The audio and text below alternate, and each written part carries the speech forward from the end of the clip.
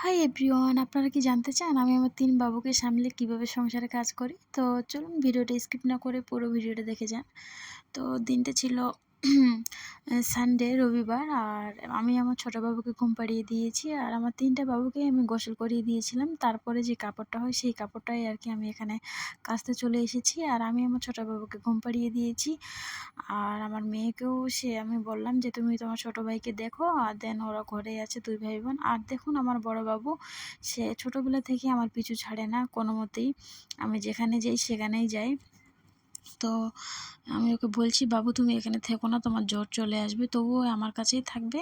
তো আমার বাবু কিন্তু আমার সঙ্গে প্রতিটা মোমেন্টই এনজয় করে। যখন আমি কাজ করি তখন ও বেশি খুশি থাকে। ওই সার্ফ জলগুলো পেয়েও খুব খুশি হয়ে গেছে। বলছে, "পাপেল, পাপেল" এইভাবে বলছে আরকি আমার সোনাটা। তো আমি কিন্তু ভিডিওর মধ্যে বেশি তত করে ফেলছি, তো আপনারা স্কিপ করবেন। জানি না কেন যে তত ভাষাটা আমার একটু বেশি চলে আসে।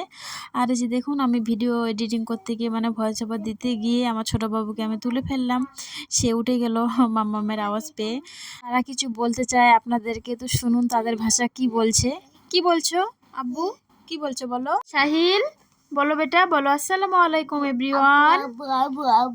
আব্বু নেই বেটা, বলো আসসালামু আলাইকুম এভরিওয়ান। আপনারা কেমন আছেন?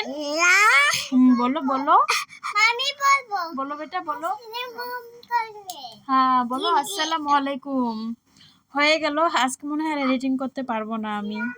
তো অনেক হলো গল্প। আর তাদেরকে আমি ঘরে রেখে আসলাম, তারা খেলছে। তো এবার আসি আমার কাজে। হ্যাঁ, তো আমি এখানে না বেসিনটা পরিষ্কার করে নিচ্ছিলাম, বেসিনটা নোংরা হয়ে গিয়েছিল। আর এখানে কলিন আছে, কলিন দিয়ে আমি আমার আয়নাটা পরিষ্কার করে নিব। আর এই যে আমার বাবু দেখেন, সেও কলিনটা নিয়ে খেলতে যাচ্ছিল। আর আমি একটু পেপার আনতে গিয়েছিলাম, মানে এই পেপারগুলো মানে এই বইগুলো আর কি আমার মেয়ের আর লাগে না।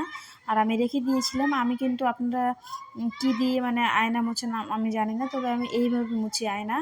প্রথমে কলিন দিয়ে দিলাম, দেন তারপর আমি পেপার দিয়ে এইভাবে আর কি মুছি। দেখুন তো ক্লিন হয়েছে না না, অবশ্যই কিন্তু বলবেন। আমার তো মনে হচ্ছে হয়ে গেছে। এটা আমার মা শিখিয়েছিল আমাকে যে এইভাবে ক্লিন করিও। তারপর আমি এখানে ঘর মুছে নিচ্ছি, সরি ঘর না, এটা ডাইনিংটা আর কি। আর ঘর তো মুছতে পারবো না, কারণ তখন আমার বাবুরা ছিল ঘুমিয়ে, মানে আমার ছোটো বাবু ঘুমিয়েছিল, তার জন্য আমি বাইরেটাই মুছে নিচ্ছিলাম।